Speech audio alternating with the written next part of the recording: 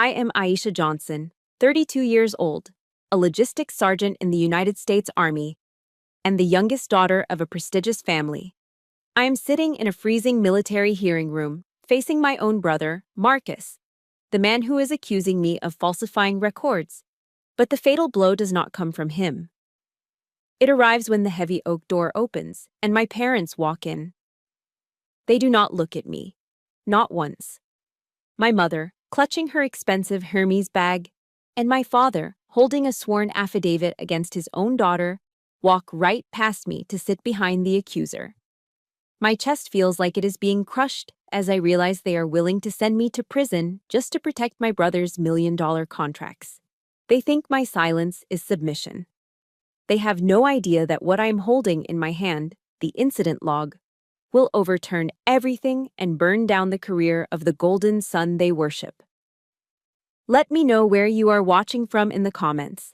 Hit that subscribe button right now if you believe that sometimes the most painful betrayal comes from the people who share your blood. The hearing room at Fort Liberty smelled of lemon antiseptic and old fear. It was a sterile, windowless box designed to strip a soldier of their confidence before a single word was spoken. I sat alone, my hands resting flat on the cold oak table. I had no expensive defense attorney whispering in my ear, no support team. There was only the rhythmic, maddening tick-tock of the wall clock, counting down the seconds to my public execution. Across from me, Marcus was arranging his documents with the practiced ease of a CEO preparing for a hostile takeover. He looked completely out of place in this sea of olive drab and camouflage, yet he dominated the room. He was wearing a navy blue Armani suit that I knew cost $3,000, more than what most of the enlisted soldiers on this base made in a month. He did not look at me.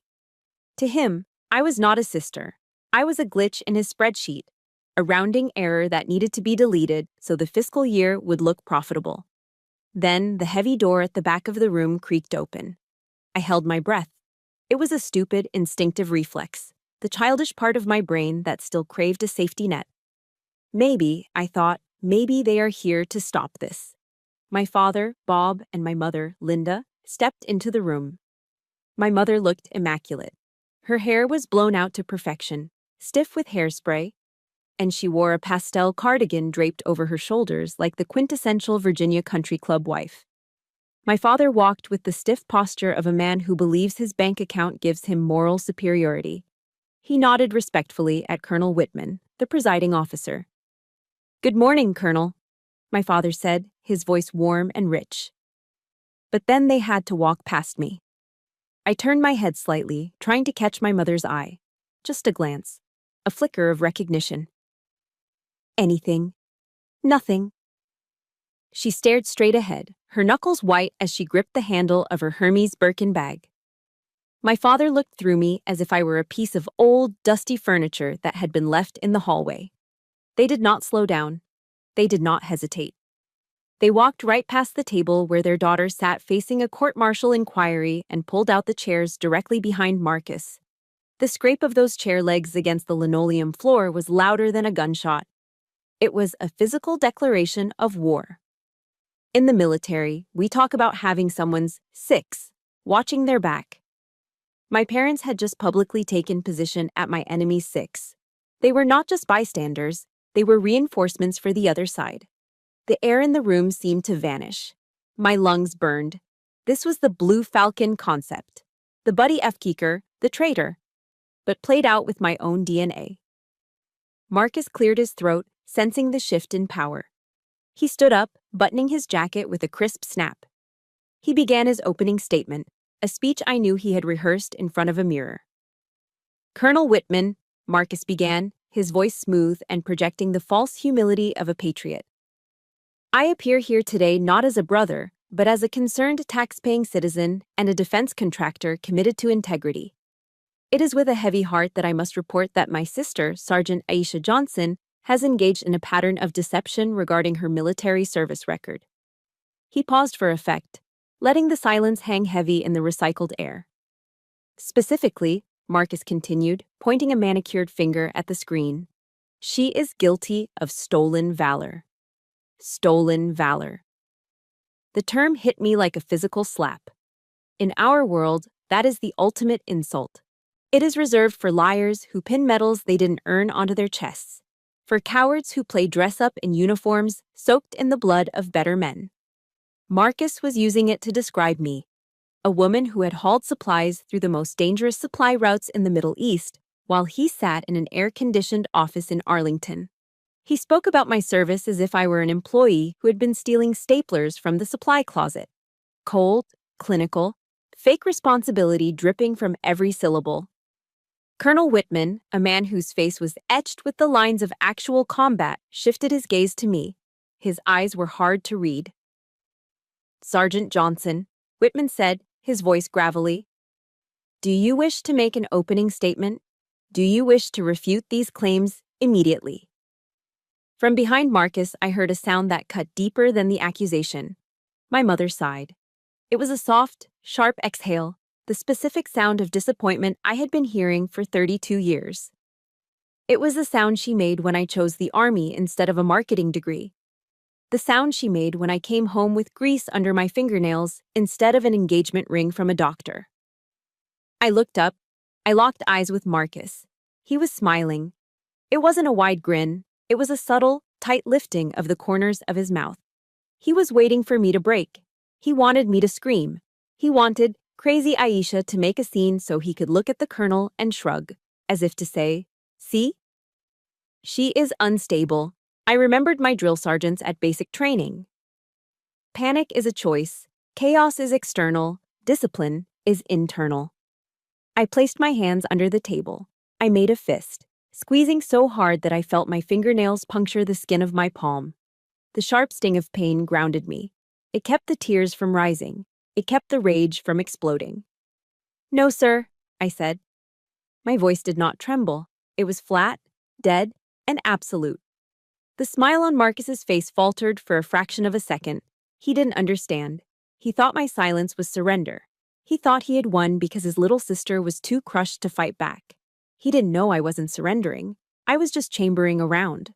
But as I stared at him, that look in his eyes, that mixture of arrogance and pity, triggered something visceral in my gut. It wasn't the first time I'd seen that expression. The courtroom dissolved for a split second, and the sterile smell of the base was replaced by the smell of roasted turkey and expensive cologne. That look, it was the exact same look he gave me 2 years ago, the day he decided I was nothing. That look, that specific, condescending tilt of Marcus's head in the courtroom was not new. It was a trigger. It instantly pulled me out of the sterile hearing room at Fort Liberty and dragged me back 2 years, to a crisp November afternoon in Virginia. It was Thanksgiving Day. I had just returned from a 9-month deployment in Syria. I was exhausted, vibrating with the residual adrenaline of a combat zone, driving my beat-up Ford F-150 pickup truck up the long, winding driveway of my parents' estate. My truck was covered in mud, the engine knocking with the fatigue of 100,000 hard miles. And there, parked right in the center of the driveway like a black diamond, was Marcus's brand new Porsche 911. The contrast was so sharp it almost hurt my eyes. His car screamed success, leverage, and boardroom bonuses. My truck screamed survival, grit, and minimum wage. I walked into the house through the front door. I was still wearing my OCP's, my operational camouflage pattern uniform. My flight had been delayed, my baggage lost, and I had driven straight here from the airfield because I wanted to see my family. I smelled like jet fuel, stale coffee, and the desert. My mother, Linda, came into the foyer. She was holding a glass of Chardonnay. She stopped 5 feet away from me. She did not open her arms. She did not drop her glass to run and hug the daughter who had been dodging mortar fire for the better part of a year. Instead, her eyes darted immediately to my boots. "Aisha," she said, her voice tight. "Good Lord, you look like a mess. Can't you change out of those dirty clothes before you come into the living room? We just had the sectional sofa reupholstered. That fabric is imported Italian velvet, and it cost your father and me $5,000. I stood there, my duffel bag slipping from my shoulder. $5,000. That was more than the hazard pay I had earned for risking my life. "Hi, Mom," I said quietly. It's good to see you too. She turned around and walked back toward the kitchen. Well, hurry up. Marcus is already carving the turkey. The dinner was a theater production, starring Marcus Johnson. We sat around the mahogany table, laden with roasted turkey, stuffing, cranberry sauce, and crystal glasses that chimed when you touched them. Marcus stood up, buttoning his jacket, and cleared his throat. Dad, Marcus said, gesturing to a long, sleek box in the corner of the room. I know you've been eyeing those new drivers. Consider it a small token from my latest contract with the Department of Defense. It's been a lucrative quarter. My father, Bob, tore open the wrapping paper. Inside was a set of custom, gold-plated golf clubs. His face lit up with a joy I had never seen directed at me. He stood up and clapped Marcus on the back, shaking him vigorously. Now this, my father boomed. This is my boy. That business mind of yours is sharp as a tack, son. You're building a legacy. My mother looked at Marcus as if he had just walked on water. The admiration in their eyes was blinding. I looked down at my lap. Under the table, resting on my knee, was my gift. It was a folded American flag. It wasn't new. It was tattered at the edges, stained with the dust of a forward operating base. It had flown over our chow hall during the worst weeks of the shelling. It was a symbol that we had made at home. I had saved it specifically for my father, a man who claimed to love patriotism. But looking at the gold golf clubs, I felt a wave of shame so hot it burned my neck. My flag was dirty. It was used. It was blue-collar. I quietly slid the flag down to the floor, kicking it gently under my chair with my boot. It didn't belong in this room that smelled of money. So, Marcus said, sitting back down and swirling his red wine. How was the camping trip, Aisha? It wasn't camping, Marcus, I said, trying to keep my voice steady. We were short on medical supplies near the border. We had guys using duct tape on wounds because the logistics chain broke down.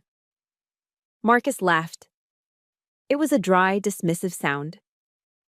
He took a sip of his wine. Oh, come on, little sister.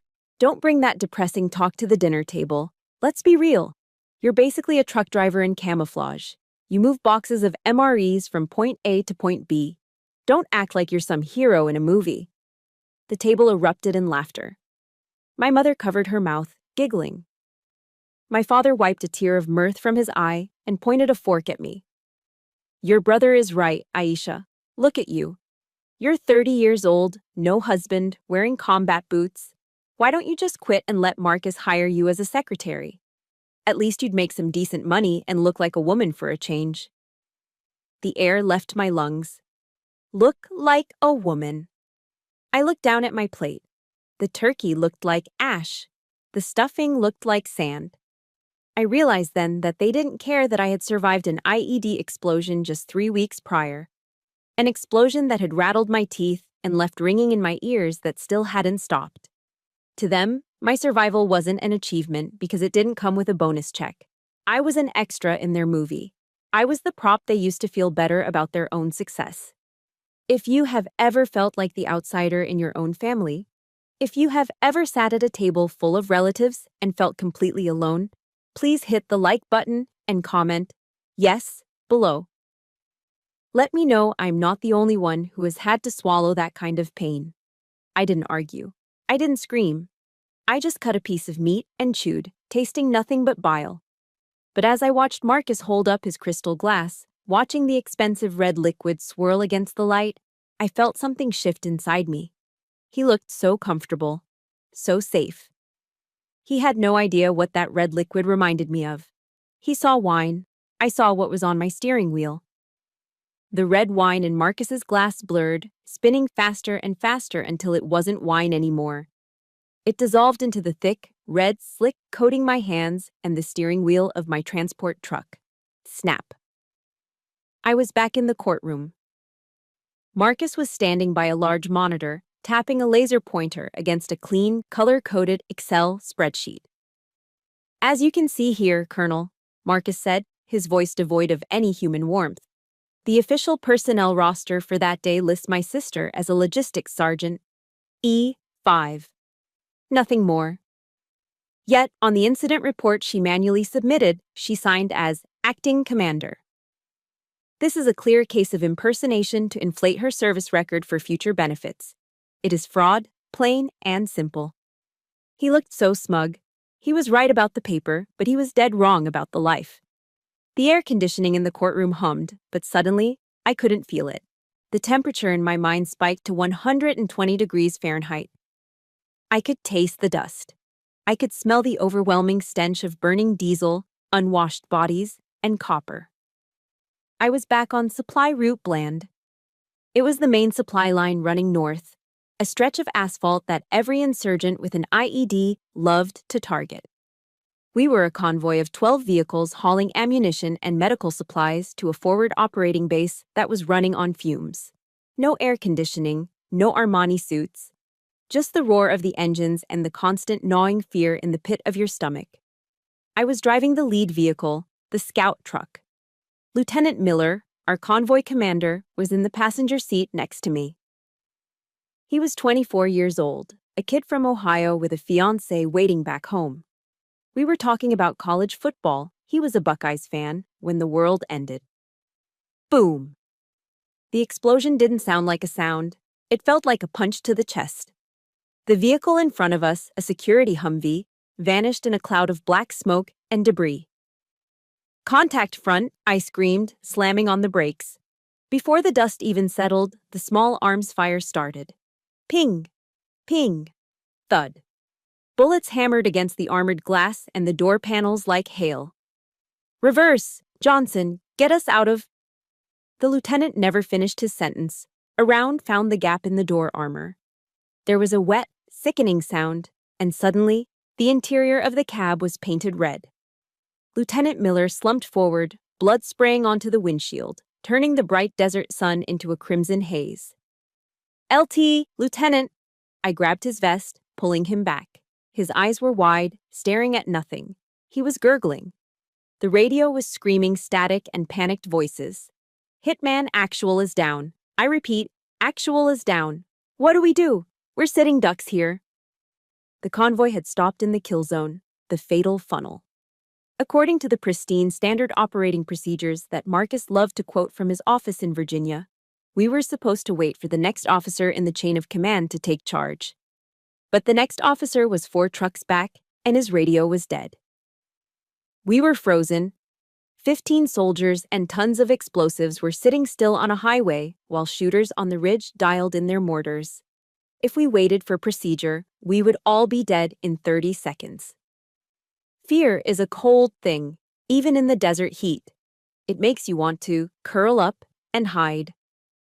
I looked at the lieutenant bleeding out on my center console. I looked at the radio. I didn't think. I didn't calculate my pay grade. I just acted. I grabbed the mic, my hand slipping because of the blood. I keyed the handset, my voice cutting through the panic on the net. "All Victor units, this is Sierra 1, I yelled, using my personal call sign. "Actual is down. I am assuming command. Gun trucks 1 and 4, suppress the ridge at 3 o'clock. Give them hell. Convoy, we are pushing through. Do not stop. If a vehicle is disabled, bump it. Driver 2, get on my bumper. We are moving now." My voice was the only thing holding the chaos together. I grabbed my M4 rifle with one hand and steered with the other, driving straight through the smoke of the burning Humvee. I could feel the heat of the flames through the floorboards. I coordinated the fire, calling out targets, screaming at the drivers to keep their spacing. For 12 miles, I wasn't a logistics sergeant. I wasn't a truck driver. I was the only thing standing between my unit and a row of flag-draped coffins. When we finally rolled through the gates of the destination base, the adrenaline crashed. My hands were shaking so badly I couldn't unbuckle my seatbelt. The medics swarmed the truck to get the lieutenant. He was alive, barely, because I had gotten him to the trauma center in time. Later that night, sitting on a cot in a tent that smelled of sweat and sand, I tried to write the after-action report. My hands were stained dark brown. No amount of scrubbing could get it off. It was under my fingernails. I opened the incident log, a battered, grease-stained notebook we kept in the truck. I couldn't access the digital portal because the internet was down, so I wrote it by hand. Incident report, Ambush at mile marker 40. Lieutenant Miller incapacitated. Sergeant Johnson assumed acting command. No, KIA. All cargo delivered. I signed it. There was a smear of blood on the page right next to my signature. That notebook was the truth. It was the raw, ugly, beautiful reality of war. But now, in this air-conditioned room, Marcus was pointing at his screen. She logged herself as acting commander, he said, shaking his head with mock disappointment. The digital system shows no field promotion authorized. She simply decided to give herself a title she didn't earn to pad her resume. It's a violation of integrity. He was calling my survival instinct fraud. He was calling the blood under my fingernails a clerical error. I looked at my parents. Surely, they remembered. I had told them this story when I came home, shaking and crying. I had told them how scared I was. My father nodded solemnly at Marcus's words. My mother pursed her lips, looking at me with that familiar disappointment. They didn't see the 15 soldiers who went home to their families because of me. They only saw the error that might hurt their son's government contract compliance rating. They agreed with him. To them, the paper was worth more than the life. The flashback of the burning convoy faded, replaced once again by the sterile chill of the courtroom. My hands were no longer stained with Lieutenant Miller's blood. They were clean, resting on the wooden table, trembling slightly. Marcus was still talking. He was on a roll, pacing back and forth in his Italian leather shoes, pointing at his colorful charts. He spoke about standardization, fiscal responsibility, and workflow optimization. To him, the war was just a logistics problem to be solved with cheaper trucking contracts. And that is why, Colonel, Marcus concluded, buttoning his jacket with a flourish, integrity in reporting is paramount. If we allow soldiers to fabricate their roles, the entire system collapses. He looked at the colonel, expecting a nod of agreement. He expected the camaraderie of one powerful man to another. After all, Marcus was a Johnson. In Virginia, that name opened doors. But Colonel Whitman didn't nod. The old soldier sat behind the raised bench, his face like a piece of weathered granite. He hadn't looked at the screen once during Marcus's entire presentation. Instead, he had been slowly, methodically flipping through the thick stack of paper files in front of him. The silence stretched. It became uncomfortable.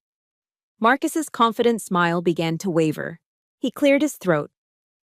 "Colonel?" Marcus asked, his voice losing a bit of its polished sheen. Colonel Whitman finally stopped flipping pages. He looked up. His eyes were narrow, surrounded by crow's feet, carved by years of squinting into the desert sun. They were eyes that had seen things Marcus couldn't even imagine in his worst nightmares. "Mr. Johnson," Whitman said. His voice was deep, a low rumble that seemed to vibrate through the floorboards. "You stated that these records on your screen, the ones proving your sister is a liar, were pulled from the defense contractor portal. Is that correct?" "Yes, sir," Marcus replied, standing taller.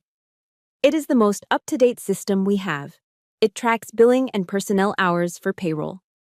"Payroll," Whitman repeated the word as if it tasted bad. "So, this is secondary data. It is data entered by civilian administrators in an office in D.C. to calculate paychecks." Marcus blinked. "Well, yes, but it aligns with—" "In the Army, Mr. Johnson," Whitman cut him off. "We do not base a soldier's honor on payroll spreadsheets. We believe in the primary source, the order of the day, the field reports." Whitman gestured to the court reporter. "Clerk, please initiate a priority request to the National Archives for the unit's original field logs. I want the raw data, not the sanitized version this contractor is presenting." The color drained from Marcus's face. He knew exactly what that meant. The contractor portal was clean. It was designed to look good for auditors. The field logs were messy. They contained the truth. Suddenly, behind Marcus, my father stood up. Bob Johnson was not used to being ignored, and he certainly wasn't used to seeing his golden son cornered. He stood up with the indignation of a man who sponsors charity golf tournaments. "Now, see here, Colonel," my father blustered, his voice booming. "My son is a respected businessman. We didn't come here to have his diligence questioned.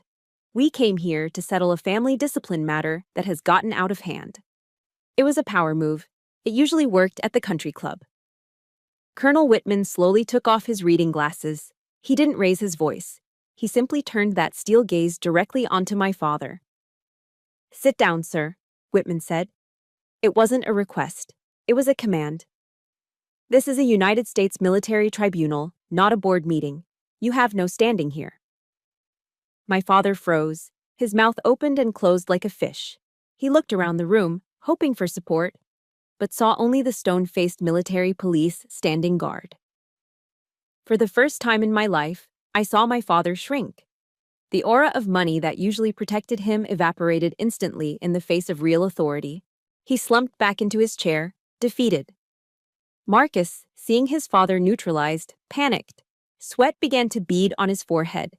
He needed a new shield, and he grabbed the closest, cruelest one he could find.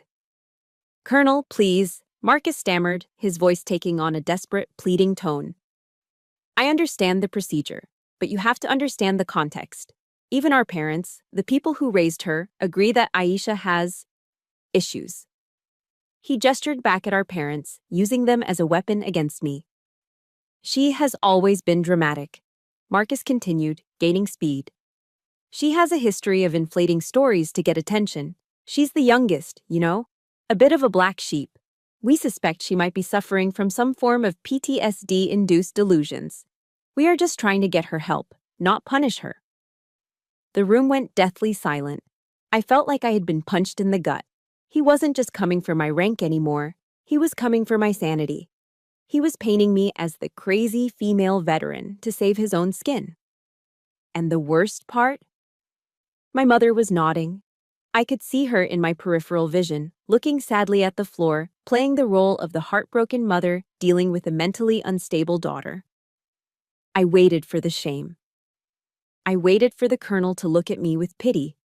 But Colonel Whitman didn't look at me with pity. He looked at Marcus with disgust. "Mr. Johnson," Whitman said, his voice icy, "I do not care about your family dynamics. I do not care about your parents' opinions on her childhood. In my court, hearsay is irrelevant." He leaned forward, his eyes locking onto Marcus. "And I suggest you be very careful about diagnosing a soldier with PTSD to suit your narrative. The truth does not live in your parents' living room, and it certainly does not live in your mouth. The truth is found in the actions taken when the bullets are flying. And from where I am sitting, you have never heard a shot fired in anger." Whitman turned to look at me. For a brief second, his expression softened. He gave me a barely perceptible nod.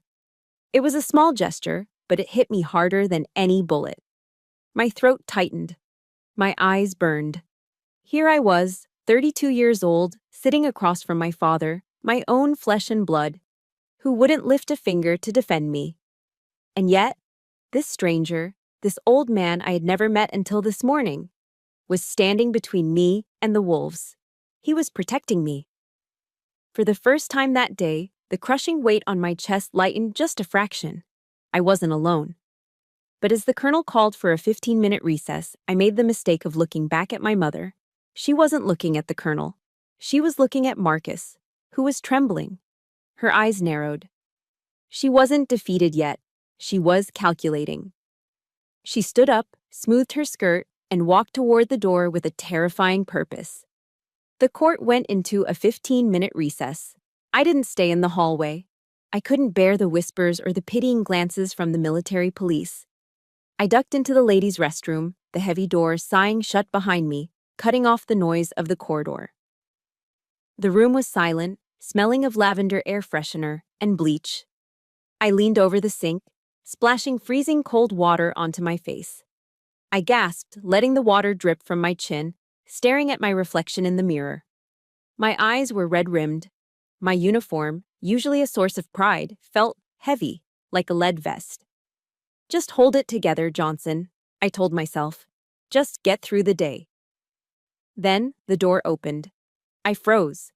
Through the mirror, I saw her. My mother, Linda. For a split second, a foolish, childish hope sparked in my chest. I thought she had come to check on me. I thought that maybe, just maybe, seeing Colonel Whitman tear into Marcus had woken her up.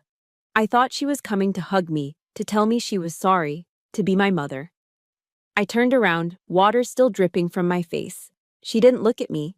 She walked past me to the mirror, placed her Hermes bag on the marble countertop, carefully so the bottom wouldn't get wet, and began to fix a stray lock of her hair. She pulled a tube of lipstick from her purse and reapplied a fresh coat of red. "Aisha," she said, pressing her lips together to settle the color.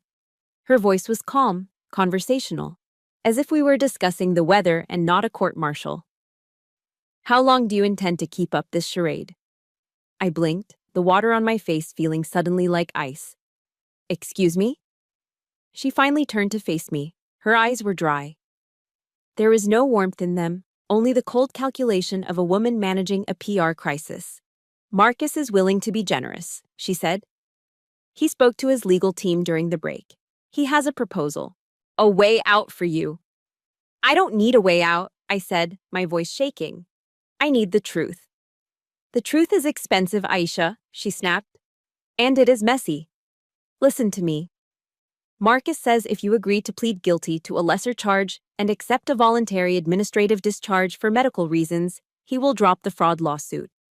I felt the blood drain from my face. "Medical reasons?" "Yes," Linda said, stepping closer. "We have a family friend, Dr. Evans. He's willing to write an evaluation stating that your time in Syria caused severe psychological distress. We can say you have PTSD. We can say you suffer from delusions of grandeur, which is why you fabricated the logbook. You won't go to prison. You'll just be discharged quietly. You can go get therapy. Marcus keeps his security clearance, the company stays afloat, and you get help. It is a win-win." I stared at her, unable to process the level of betrayal. "You want me," I whispered, my throat tight. "You want me to tell the army I'm crazy? You want me to say I hallucinated saving 15 men just to save Marcus's contract?" "Don't be dramatic," she waved a hand dismissively. "It's just paperwork, Isha. It's a label. Who cares?" "I care," I shouted, the sound echoing off the tiled walls. "My honor cares. That label follows me for the rest of my life." Linda's face hardened. The mask of the polite society wife dropped. She stepped forward and grabbed my shoulder. Her fingers were like claws. Her manicured red nails dug into my skin through the fabric of my uniform, pinching hard enough to bruise. "Stop being so selfish," she hissed, her voice dropping to a venomous whisper. "Think about this family for once. Marcus is the pillar of this family. His company pays for the house in Virginia. He pays for the club memberships. He pays for the lifestyle we built. If he loses his clearance because of your stubborn pride, we lose everything." She shook me, just once, violently. "You have always been the difficult one, the black sheep. Now, for the first time in your life, you have a chance to be useful. Don't ruin this." She let go of my shoulder and reached into her expensive bag. She pulled out a folded piece of paper. "I didn't want to use this," she said, her voice turning icy again. "But I will. This is a sworn affidavit I signed this morning.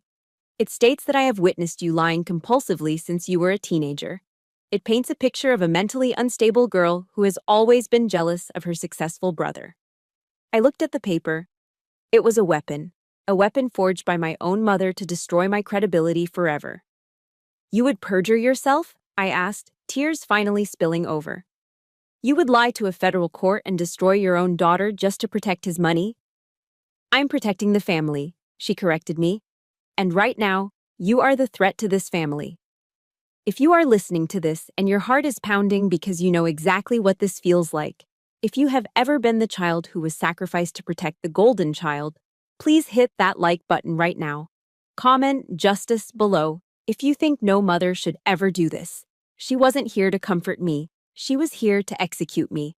She didn't care if I was right. She didn't care about the 15 lives I saved. She only cared that I was an inconvenience to her retirement plan." Something inside me broke. It wasn't a loud break. It was the quiet, final snap of a tether that had been holding me to these people for 32 years. The little girl who wanted mommy to be proud of her died right there on the bathroom floor. I reached up and slapped her hand away from me. My mother gasped, clutching her hand as if I had burned her. "Aisha!" I wiped my face with my sleeve. When I looked at her, My eyes were dry. You aren't saving the family, Linda, I said. I didn't call her Mom. You are killing your daughter to make an offering to your son's bank account. I stepped around her. I didn't look at the affidavit. I didn't look at her shocked face. Go ahead, I said, my voice low and dangerous. Use the paper, because I'm done protecting you. I walked toward the door. I was leaving the mother I never really had behind in that bathroom. And I was walking back into that courtroom to burn their world to the ground. I pushed open the restroom door and stepped back into the hallway. My face was dry. My eyes were clear. The tears I had shed only moments ago felt like they belonged to a different person, a weaker version of myself that I had left behind on the cold tile floor. My mother was still standing near the entrance, looking at her phone, probably texting Dr. Evans to arrange my diagnosis. She looked up as I walked past her. She opened her mouth to speak, likely to ask if I'd come to my senses, but the look on my face stopped her dead. I didn't look like her daughter anymore. I looked like a soldier clearing a room. I walked back into the hearing room and took my seat. The air was heavy, charged with static. Marcus was leaning back in his chair, checking his gold watch, looking bored. He thought the game was over. He thought his little psychological operation in the hallway had worked. But Colonel Whitman was not looking at his watch. The colonel was holding a single sheet of paper. It wasn't part of the thick file from the archives. It was fresh. I could see the slight curl of the edges from the printer heat. He held it with 2 hands, reading it one last time, his jaw set in a line of granite. The hearing is back in session, Whitman announced. His voice was different now. It wasn't the voice of an inquisitive judge. It was the voice of a commanding officer who had just discovered a perimeter breach. He didn't look at me. He looked straight at Marcus. Mr. Johnson, Whitman said, the title dripping with disdain. During the recess, my clerk received a very interesting update from the Logistics Command headquarters in Washington. A piece of information that seems to have been conveniently omitted from your opening statement. Marcus straightened his tie, offering a polite, practiced smile. I assure you, Colonel, we have been fully transparent. Have you? Whitman asked. He placed the paper on the desk, smoothing it out slowly. Mr. Johnson, are you aware that 9 days ago, the Department of the Army internally nominated a new contracting officer representative, a COR, for the Northeast Region Logistics Sector? The smile froze on Marcus's face. It didn't fade, it just turned into a rictus of terror. The room went silent, but for me, the pieces of the puzzle slammed into place with the force of a freight train. A COR isn't just a title. In the world of defense contracting, the COR is God. They are the eyes and ears of the government. They are the ones who inspect the goods. They are the ones who sign the invoices. And most importantly, they are the ones who have the authority to reject a shipment and freeze a payment if they smell a rat. For those in the room who are civilians, Whitman continued, his eyes never leaving Marcus. Let me clarify. This nomination was for the exact sector where your company, Johnson Defense Solutions, holds its largest supply contracts. Whitman picked up the paper and read from it. Nominee, Sergeant Aisha Johnson. Status, pending final background check. A gasp rippled through the room. My parents, sitting behind Marcus, looked at each other, confused. They didn't understand the acronyms. They didn't understand that their son's empire was built on cutting corners, and he had just found out that his honest, incorruptible sister was about to become his auditor. You filed this formal complaint about stolen valor, Whitman said, his voice rising. Exactly 24 hours after this nomination was posted on the internal network. You didn't come here to protect the integrity of the Army, Mr. Johnson. You came here to sabotage a background check. Whitman slammed the paper down on the desk. The sound echoed like a gunshot. You are trying to destroy this soldier's career not because she is a liar, but because you know she is telling the truth. You know that if she becomes your COR, you can't buy her. You can't bully her. And you certainly can't bribe her with golf clubs. Marcus turned a sickly shade of gray. Sweat broke out instantly on his forehead, glistening under the fluorescent lights. He stood up, his chair scraping loudly against the floor. No, that is circumstantial, Marcus stammered. His smooth boardroom baritone cracked into a high-pitched squeak. I filed this out of moral obligation. This is a conflict of interest. The only conflict here, Whitman growled, is between your bank account and federal law. I looked at my parents. My father was staring at the back of Marcus's head, his mouth slightly open. My mother looked pale. For the first time, they weren't looking at a golden boy. They were looking at a fraud. They were realizing that the son they were ready to sacrifice their daughter for wasn't a hero. He was a scared little man who was terrified of being caught. And me? I felt the ice in my chest shatter, but it wasn't replaced by heat.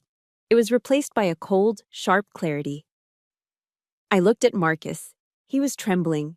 He was wiping his hands on his $3,000 pants. He looked small. He looked pathetic. I remembered a quote from David Goggins that had gotten me through my darkest nights in the desert. When you take the soul of a man, you own him. Marcus wasn't the big brother anymore.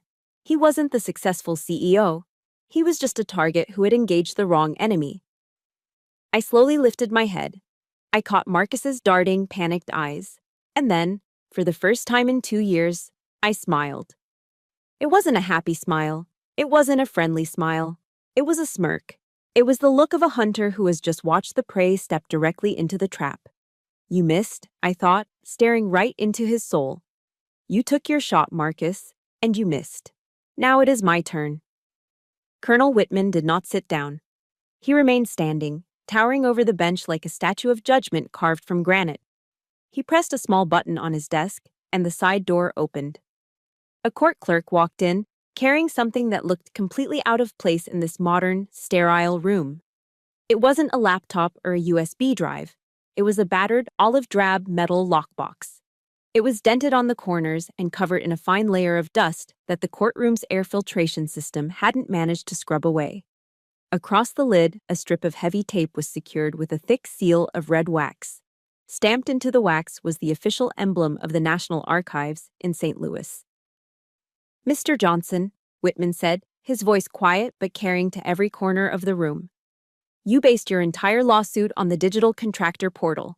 You claimed that because an event wasn't typed into your payroll system, it didn't happen. Whitman nodded to the clerk, who broke the wax seal with a loud crack. He opened the metal lid. Immediately, a smell wafted through the room. It was faint, but to anyone who had ever served, it was unmistakable. It was the smell of old paper, degrading glue, and the distinct, dry scent of Middle Eastern sand. Whitman reached into the box and pulled out a black, leather-bound notebook. The cover was warped from heat and moisture. The edges of the pages were frayed. This, Whitman announced, holding the book up like a holy relic, is the original battalion incident log from Supply Route Bland. It was recovered from the lead vehicle before it was decommissioned for scrap metal. Marcus stared at the book. He blinked rapidly. This wasn't in his spreadsheet. Let's look at the difference between your truth and the Army's truth, Whitman said. He placed the open book under the document camera. 2 images appeared side by side on the large projection screen behind him. On the left was Marcus's evidence, a clean, crisp Excel spreadsheet. The lines were perfectly straight. The font was Arial, size 12. Under the date April 12th, next to my name, it simply read, Status, Routine Transport. No significant duty recorded. It was sterile. It was safe. It was a lie wrapped in administrative formatting. On the right was the projection of the logbook. The handwriting was jagged and hurried, written by a hand that was shaking from adrenaline and shock. The ink was smeared in places. I read the words I had written 2 years ago, and my heart hammered against my ribs. Zoo 9:30. Hours, ambush at checkpoint, Charlie, commander down. Catastrophic loss of comms. Sergeant Johnson assumed acting command. Evacuated 15 personnel. Ammo depletion, critical. But the words weren't what made the room gasp. It was the stain. On the bottom right corner of the page, covering part of my signature, was a large, dark brown smudge. It had dried and cracked over time, soaking deep into the fiber of the paper. Do you know what that is, Mr. Johnson? Whitman asked, pointing to the screen. Marcus didn't answer. He couldn't. He looked like he was about to be sick. "That is dried blood," Whitman answered for him. "Likely from the officer your sister was dragging out of a burning truck while you were probably deciding which tie to wear to a lunch meeting." Whitman wasn't done. He reached back into the box and pulled out a single sheet of paper protected by a plastic sleeve. It was a memorandum for record, an MFR. "I also have this," Whitman said. "This is a sworn statement signed by Captain David Miller, the officer who was wounded that day. He sent this from Walter Reed Hospital 3 days ago when he heard about this inquiry." Whitman adjusted his glasses and read aloud. "If Sergeant Aisha Johnson had not violated protocol to assume command, my name would be on a memorial wall right now. She did not impersonate an officer. She stepped up when the chain of command was severed by enemy fire. Any attempt to punish her for this is an act of cowardice." Whitman lowered the paper and looked at Marcus. The look was withering. "You called this title fraud, Mr. Johnson. You called saving 15 American lives a resume pad?" Marcus opened his mouth, but no sound came out. He was sweating profusely now, the perspiration soaking through the collar of his expensive shirt. He looked frantically at his charts, then at the colonel. But, Marcus stammered, his voice thin and reedy. It wasn't in the system. If it's not in the portal, we can't verify. The procedure is clear." Slam. Whitman brought his open palm down on the desk with a force that made the water pitchers jump. My mother jumped in her seat, clutching her pearls. "Because war does not happen on your computer," Whitman roared. The sound of his voice filled the room, shaking the walls. "Real life is not a spreadsheet, son. Your papers are administrative trash. Her papers are history written in blood." He pointed a finger at Marcus, his hand trembling with controlled rage. "You wanted to audit her record? Fine, you just audited it. And do you know what we found? We found a hero sitting across from a leech." I looked at my parents. My father, Bob, was sitting frozen, his face the color of gray ash.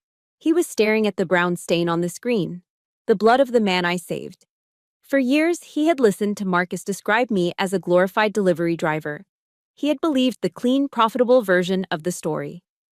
Now, faced with the ugly, violent reality of what I actually did for a living, he looked terrified. My mother wasn't looking at the screen. She was looking at Marcus.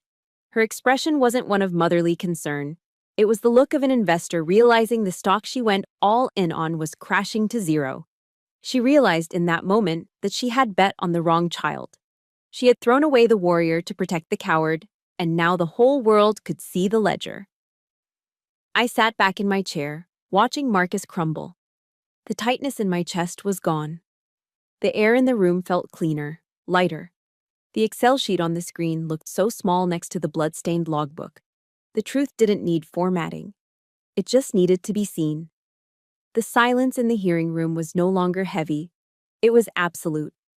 It was the kind of silence that follows a massive explosion, where the dust is settling and everyone is checking to see if they are still alive. Colonel Whitman stood up. He didn't just stand. He unfolded himself from the chair, seemingly growing taller, his uniform perfectly pressed, his ribbons catching the fluorescent light. He adjusted his jacket with a sharp tug, a movement that signaled the end of the debate. Based on the primary source evidence provided by the National Archives, Whitman's voice boomed, filling the room without the need for a microphone. "And the sworn testimony of Captain Miller, I find the service record of Sergeant Aisha Johnson to be impeccable." He looked at me. For the first time, his eyes were warm. "The allegations of stolen valor are dismissed with prejudice. Sergeant Johnson, your actions on Supply Route Bland were in keeping with the highest traditions of the United States Army. You are cleared of all charges." I let out a breath I felt like I had been holding since I was 12 years old. My shoulders dropped. The invisible weight that Marcus and my parents had strapped to my back, the weight of being the disappointment, the failure, the liar, simply evaporated. But Colonel Whitman wasn't finished. He turned his gaze toward the other side of the table. If he had looked at me with respect, he looked at Marcus with the kind of cold, clinical detachment a surgeon uses before cutting out a tumor. "Now, regarding Mr. Marcus Johnson," Whitman said, his voice dropping an octave, becoming dangerous. Marcus was sitting slumped in his chair, staring at the blood-stained logbook on the screen. He jumped when his name was called. "Mr. Johnson," Whitman continued, picking up a pen. "You knowingly submitted a secondary, incomplete dataset to a military tribunal. You did this to frame a decorated soldier. And worse, you did it to preemptively disqualify a federal auditor because you knew her integrity would threaten your profit margins." Whitman looked down at a document on his desk. The scratching sound of his pen signing the paper seemed deafening in the quiet room. "In the world of defense contracting, integrity is the only currency that matters. You just spent yours." Whitman held up the paper he had just signed. "I am hereby initiating the immediate revocation of your top-secret security clearance. Furthermore, I am referring Johnson Defense Solutions to the Criminal Investigation Division and the Department of Justice for an inquiry into contract fraud and malicious prosecution." The color didn't just drain from Marcus's face, it vanished. He turned a shade of gray that looked like wet cement. For a civilian, losing a security clearance might sound like a minor inconvenience, but for a defense contractor in Virginia, it is a death sentence. Without that clearance, Marcus couldn't step foot on a military base. He couldn't read a classified briefing. He couldn't bid on a single government contract. In 10 seconds, Colonel Whitman had turned Marcus's multi-million-dollar company into a worthless shell. You can't," Marcus whispered, his voice cracking. He tried to stand up, but his legs gave out, and he collapsed back into the leather chair. "My contracts. The backlog. We have payroll on Friday." "You should have thought about that before you came for one of my soldiers," Whitman said, closing the file folder with a final thud. Marcus looked down at his $3,000 Armani suit. 10 minutes ago, it was armor. It was a symbol of his power, his status, his superiority over my dirty uniform. Now, as he sat there shaking, sweating through the silk lining, he looked like a child playing dress-up. He looked like a clown. I watched him, expecting to feel pity. I waited for that familiar sisterly instinct to kick in, the one that used to make me cover for him when he broke things as a kid. But I felt nothing, just a cool, detached satisfaction. And then, the final act of the tragedy began. My mother, Linda, finally moved. She didn't reach out to comfort her devastated son. She didn't ask if he was okay. She didn't look at me with apology. She turned on Marcus like a viper. "Revoked!" she screeched, her voice losing all its cultivated southern charm. She grabbed Marcus's arm, her fingers digging into the expensive fabric of his sleeve. "Marcus, what does he mean revoked? What about the renewal on the lake house? What about the club dues?" "Mom, please," Marcus stammered, holding his head in his hands. "Not now." "Don't you not now me," she yelled, shaking him. "You told us this was a sure thing. You told your father and me that Aisha would be handled and the contracts were safe. You promised us everything was taken care of." I watched them, fascinated. It was grotesque. It was horrifying. My mother wasn't crying because her son was facing a criminal investigation. She wasn't crying because she had almost sent her daughter to jail. She was panicking because her ATM had just been smashed. My father, Bob, sat with his head in his hands, unable to look at either of them. The illusion of the perfect Johnson family lay in shatters on the floor, mixed with the invisible debris of Marcus's career. They were eating each other alive. I stood up slowly. My chair scraped against the floor, but they didn't hear it. They were too busy arguing about money. I looked at Colonel Whitman. He gave me a sharp salute. I returned it, holding it for a second longer than regulation required. Then I turned my back on the screaming, the crying, and the blame. I walked toward the heavy oak door. I didn't look back at the brother who tried to destroy me or the mother who loved her lifestyle more than her children. I pushed the door open and walked out of the darkness, stepping into the blinding, beautiful light of the hallway. The double doors of the courthouse swung shut behind me, sealing away the recycled air and the smell of fear. I stepped out into the North Carolina afternoon. The sun was blinding, reflecting off the asphalt of the parking lot in shimmering waves of heat. It was humid, the kind of heavy, sticky weather that sticks to your skin. But for the first time in months, I didn't feel suffocated.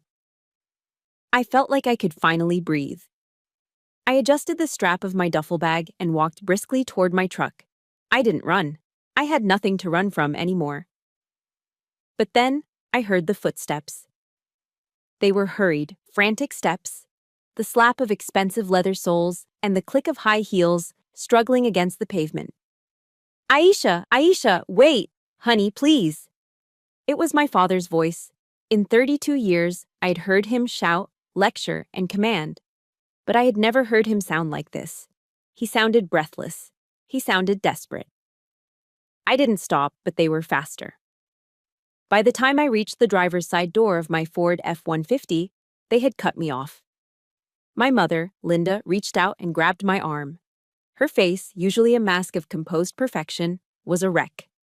Her mascara was running in dark streaks down her cheeks, ruining her foundation. Aisha, stop, please, she panted, clutching my sleeve with a grip that felt like a trap. You can't just walk away like this. We need to talk. I looked down at her hand on my uniform. I didn't pull away immediately. I just looked at it, then up at her eyes.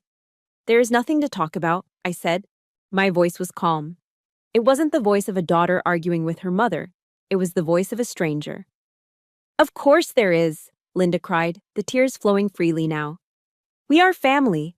Aisha, you have to understand. We were misled. Marcus, he told us it was just a formality. He said he was doing it to help you get disability benefits. He lied to us. She sobbed, a loud, racking sound that would have broken my heart yesterday. But today I saw it for what it was. It was a performance. It was the crocodile tears maneuver she had used 1,000 times to get her way with my father. He lied to us, she repeated, squeezing my arm. We didn't know he was doing that. We are victims here too. You can't leave us in this mess. You have to go back in there. You have to speak to Colonel Whitman. Tell him it was a misunderstanding. If Marcus loses his clearance, the company goes under. We lose the house. We lose everything. There it was, the pivot. In less than 30 seconds, she had gone from, I'm sorry, to fix this for us. I gently, but firmly, peeled her fingers off my arm. It felt like removing a leech. No, Linda, I said. You weren't tricked. How can you say that? She gasped, looking at my father for support. I say that because I was there, I said, my voice dropping to a low, flat tone that cut through her hysterics. I was in the bathroom with you 20 minutes ago. Marcus wasn't there. It was just you and me. And you didn't talk about helping me. You told me to admit to being mentally unstable. You told me to destroy my own life to save his contract. I took a step closer to her, forcing her to step back against the hot metal of my truck. You made a choice in that bathroom, I continued. You put my life on one side of the scale and your country club membership on the other, and you didn't even hesitate. You chose the money. Don't blame Marcus. You are his accomplice. My father, Bob, stepped forward. His face was red, his tie loosened, looking like a man whose world was spinning off its axis. He tried to summon the ghost of his old authority. Now you listen here, young lady, he sputtered, pointing a shaking finger at me. You do not speak to your mother that way. We raised you. We provided for you. You owe us respect. I looked at his finger. Then I looked him dead in the eye. The fear I used to feel for this man, the need for his approval, was gone. It was like looking at a stranger. I don't owe you a thing, I said. And you don't get to play the father card anymore. You lost that right the moment you walked into that courtroom holding a sworn affidavit to send me to prison. Bob's mouth snapped shut. He looked at his hand, the same hand that had held the pen to sign away my future. And he lowered it slowly. You aren't my parents, I said, looking at both of them. Parents protect their children. You are just people who share my DNA. And frankly, that is an association I can no longer afford. Aisha, don't say that, my mother wailed, reaching for me again. Where will you go? This is your home. I opened the truck door and climbed into the cab. The seat was hot, smelling of old coffee and freedom. I looked down at them one last time. They looked small. They looked pathetic. They were terrified, not of losing me, but of facing the consequences of their own greed without a scapegoat to blame. I don't have a home here, I said, and you don't have a daughter anymore. Do not call me. Do not come to the base. Do not look for me. I paused, letting the finality of the words sink in. As far as you are concerned, I died in the desert 2 years ago. I slammed the heavy door shut. The sound was final, like the closing of a casket. I turned the key. The engine of the old Ford roared to life, a loud guttural growl that drowned out my mother's screams. I saw her banging on the glass, her mouth moving, forming words I couldn't hear and didn't want to hear. I shifted the truck into drive. My driving instructor had taught me to always check my mirrors before pulling out. But today, I broke the rule. I kept my eyes fixed on the windshield, on the open road stretching out toward the main gate of Fort Liberty. I didn't look in the rearview mirror. I knew what was behind me. It was a tumor I had just cut out of my life. I pressed the gas pedal and drove away, leaving the wreckage of the Johnson family choking on my exhaust fumes. The main gate of Fort Liberty faded into the distance behind me. The asphalt of the highway stretched out ahead, shimmering in the afternoon heat. For the first time in what felt like a lifetime, the cab of my truck didn't feel lonely. It felt empty, yes, but it was a clean emptiness.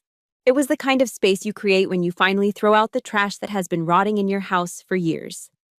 My phone, mounted on the dashboard, buzzed. Then it buzzed again and again. A rapid-fire staccato of notifications. I glanced over. It was the group chat for my unit, Logistics Squad Alpha. Hey Sarge, ETA on your arrival. We're holding a booth at Joe's. Don't tell me you let the suit and tie guys keep you all day. I ordered 3 baskets of spicy garlic wings. If you're not here in 10 minutes, Ramirez is going to eat them all. We got your back, boss. Hope you gave him hell. I read the messages, and a sudden sharp lump formed in my throat.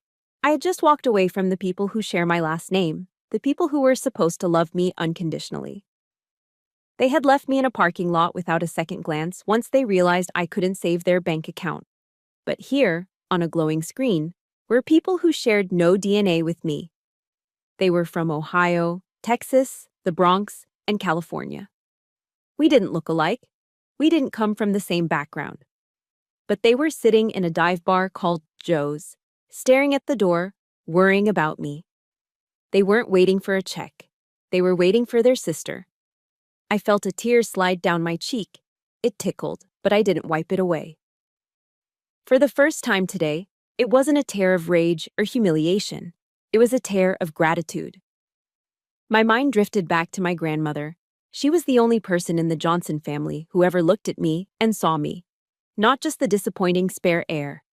She used to sit on the porch in her rocking chair, holding her worn-out King James Bible, and she would tell me, "Baby, people will let you down.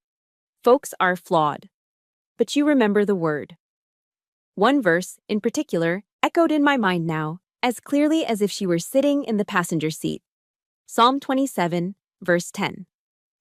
When my father and my mother forsake me, then the Lord will take me up.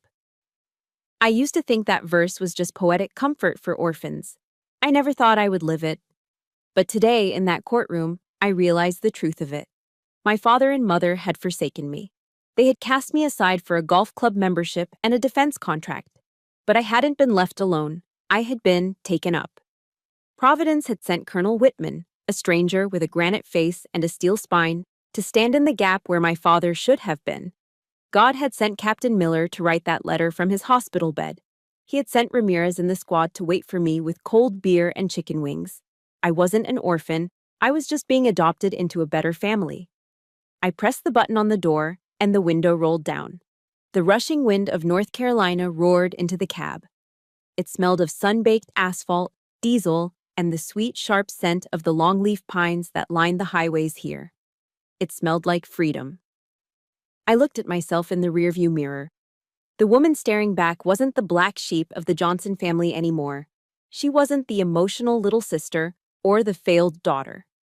I saw Sergeant Aisha Johnson. I saw a combat veteran who had saved 15 lives. And now, I saw the newly appointed contracting officer representative for the Northeast region. A grim satisfaction settled in my chest. Marcus didn't know it yet, but even without his security clearance, his troubles were just beginning. Because now I was the one who would be auditing the rest of the industry. I would ensure that no other soldier would ever be endangered by a greedy contractor cutting corners to buy a Porsche. I was in control. My destiny didn't belong to Bob, Linda, or Marcus. It belonged to me. I gripped the steering wheel, feeling the texture of the leather under my calloused palms. I turned up the radio. I pressed the gas pedal a little harder, eager to get to Joe's, eager to sit with the people who actually mattered. They say blood is thicker than water. But I have learned that the blood of the covenant is thicker than the water of the womb. Family is not a noun. You do not get to be family just because we share a last name, or because you appear in the background of my childhood photos. Family is a verb. It is an action. Family is showing up. Family is believing you when the world calls you a liar. Family is the people who stand beside you in the trench when the bullets start flying, not the ones who hide behind you to save themselves. I realized then that I would never again let anyone use the word bloodline to make me bow my head to injustice. If the house you were born into is toxic, you burn it down and build a new one. If the people who raised you treat you like an option, you choose yourself. My name is Aisha Johnson. I lost a brother and 2 parents today, but I found something much more important. I found my home, and I am finally free. Through this ordeal, I learned a hard but necessary truth. Self-preservation is not selfishness. For years, I believed I had to set myself on fire just to keep my family warm. But I realized that loyalty must be a two-way street. If the people supposed to protect you are the ones pulling the trigger, you have every moral right to leave the battlefield. Setting boundaries with toxic relatives doesn't mean you are bitter. It means you respect yourself enough to demand the treatment you deserve. Please remember this. You cannot heal in the same environment that broke you. Sometimes walking away is the bravest thing you will ever do. Now, I want to hear from you. Have you ever found a chosen family that treated you better than your own blood, just like I found with my unit? Or have you ever had to make the tough decision to go no contact to save your own peace? Please share your experiences in the comments below. Your story might give someone else the courage to finally choose themselves today. If my victory gave you a little bit of strength, please hit that like button and subscribe to the channel. Turn on notifications so we can continue to share these truths together. Thank you for listening to my story, and stay strong.